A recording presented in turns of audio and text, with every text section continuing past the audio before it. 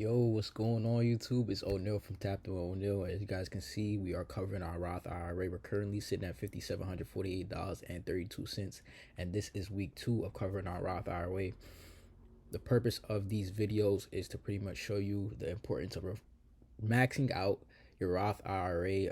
Specifically for me, I didn't get to max out from last year, so I am catching up from last year. They give you up until April to max out your contributions from the previous year. I didn't quite max out my contributions in 2024. I wasn't really too focused on it. In 2025, I had set up reoccurring deposits, and so I got up to about $4,619.83 in contributions, not including the $500 that I deposited last week. So this is week 2 of us depositing $500 into our Roth IRA to make sure we max it out for the previous year and this year, which is 2026. You guys see we have $489.33 in buying power. I did make a little purchases throughout the week when I seen some buying opportunity, but we have about $2,380.17 to max out our contributions for last year. And this year we're currently at $275 in contributions. So we're going to focus on last year to make sure we max that out and take advantage of, just maxing out our Roth IRA. This is for our retirement, obviously. Definitely going to be looking towards doing that. So let's go ahead and make our deposit and, get that out the way. Do our 500 deposit. Remember, this is week 2, so we had about 6 weeks to max out our contributions for last week. It would have been about 6 weeks. So with us being in week 2, we have about 4 more weeks left after we make this 500 deposit. So $500 deposit. So let's go ahead and we're gonna make the deposit from the Chase into the Roth. New contributions, tax year 2025. So you guys see, tax year 2025, you have to contribute up to $2,380.17 until April 15th, 2026.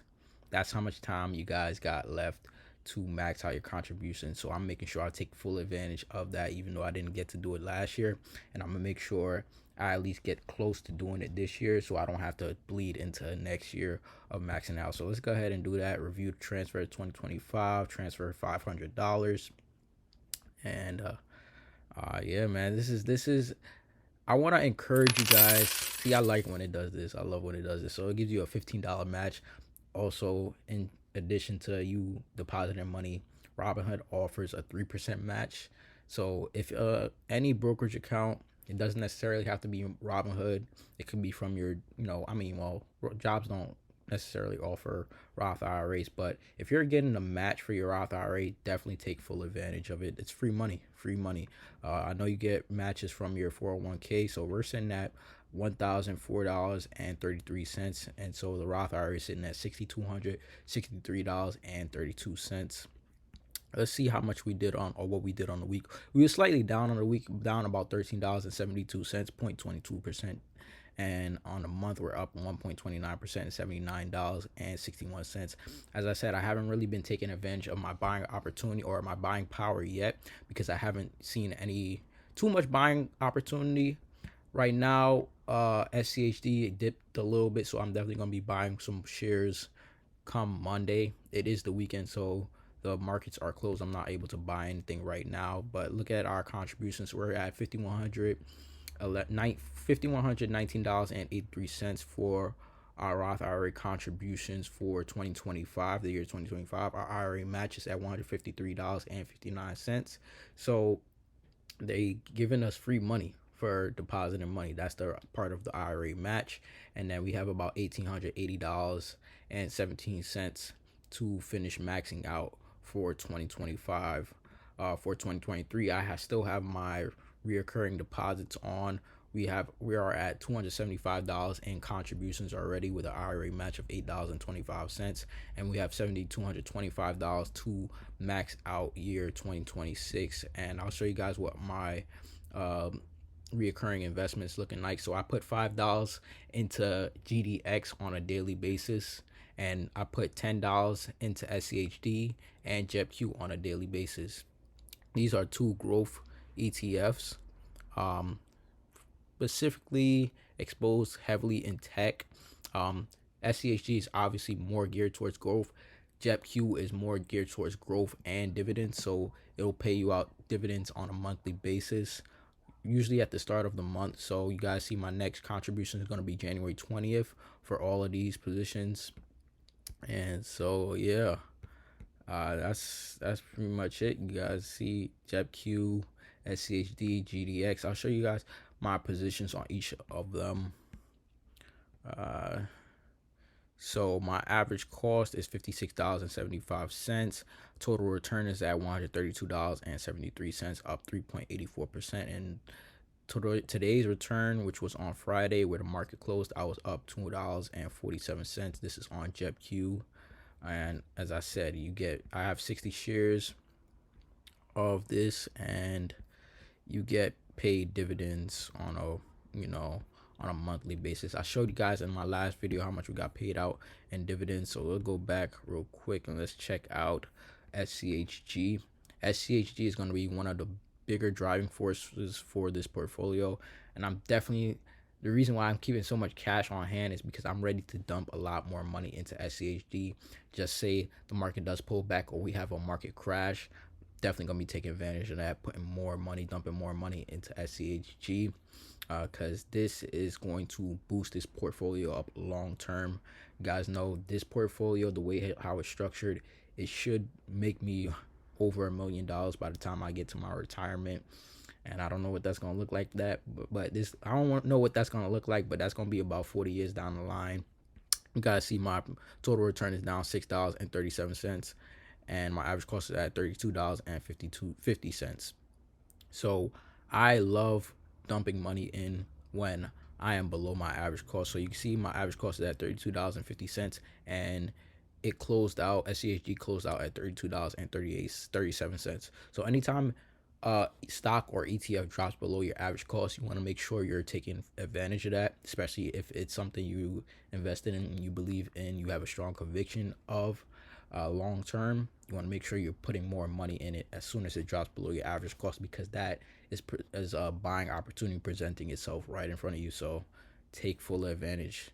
SCHD will definitely go back up, but this past week it's just been down a little bit, and even in the past month didn't really grow too much. Past 3 months it's up a little bit, and in the past year it went up about nearly 14%. So I definitely can show you the growth on SCHG, and GDX. I explained to you guys my position on GDX. This is a gold mining ETF. This is my exposure to gold. I'm already up 6%, 6.77%.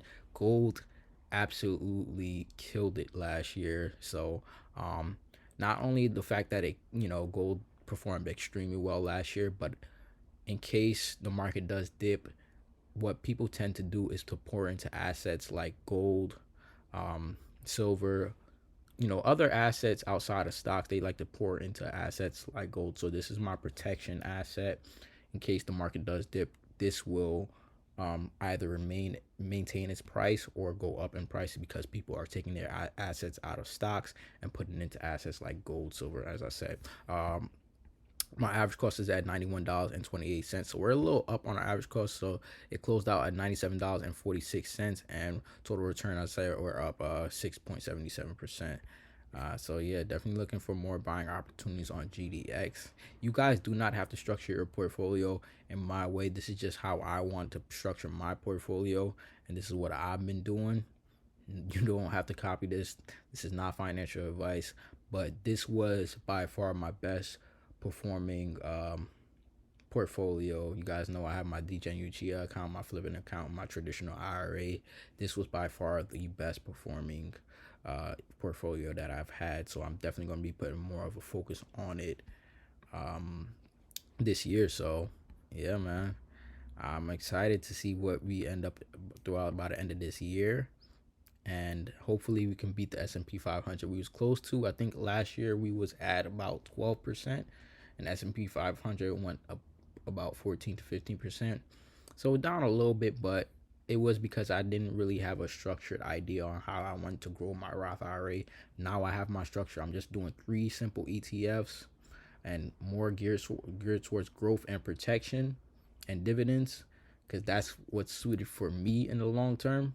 You guys do not have to follow this. Once again, do not follow what I'm doing. Not financial advice.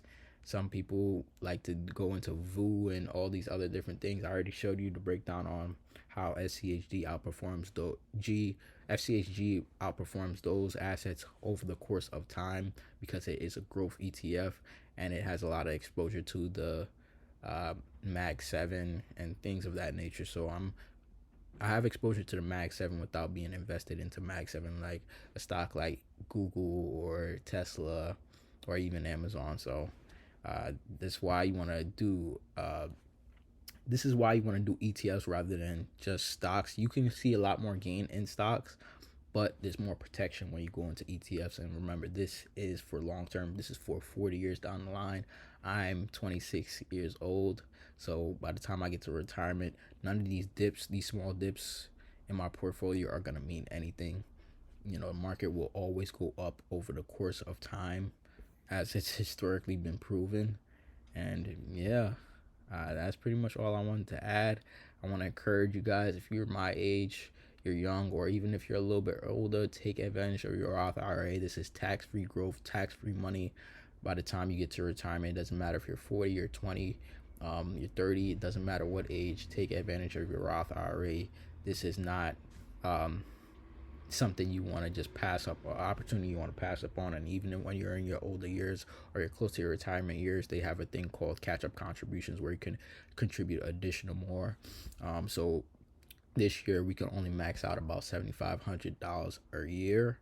And so for, if you're a little bit older, I think you can do an extra $500. Don't quote me on it, but just search up additional contribution. What did I just say? I mentioned it just a few seconds ago. I don't know why my brain is getting scrambled right now, but catch-up contribution, that's what I said. So yeah, it's called catch-up contribution. So do your research. If you're a little bit older, you can do something called catch-up contribution, an additional add an additional amount to your Roth IRA. So yeah, this is pretty much all I wanted to cover. You guys felt like this was useful, helpful. Anyway, go ahead, hit that like button, subscribe, turn on post bell notifications. Stay tuned for my portfolio review. I'm going to be covering all of these my portfolios. I got 4 different portfolios in Robinhood currently that I'm actually utilizing. So we're going to do an overview on all of those. And yeah, man, it's going to be an exciting week, exciting videos that I'm going to be dropping for you guys. So yeah, stay tuned and join up on the Discord. The Discord is free to join. And without further ado, it's Captain O'Neill, and I'm signing out.